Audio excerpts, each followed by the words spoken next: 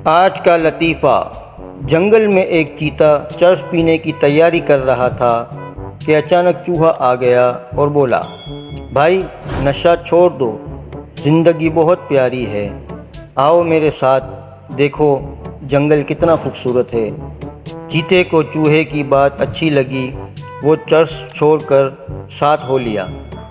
थोड़ी आगे जाकर एक हाथी शराब की बोतल खोलने की कोशिश कर रहा था। चूहा फिर बोला, अंकल नशा छोड़ दो, ज़िंदगी बहुत प्यारी है।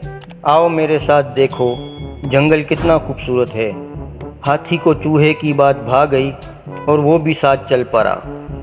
आगे जाकर देखा, शेर हीरोइन की पुड़िया हाथ में उठाए नशा करने की तैयारी कर रहा था।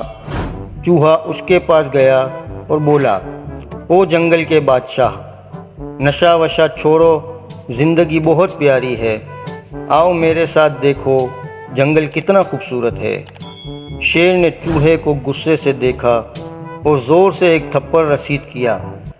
हाथी और चीता हैरान हुए और पूछा, बादशाह सलामत, चूहे ने तो बहुत अच्छी बात की है, फिर थप्पड़ क्यों मारा?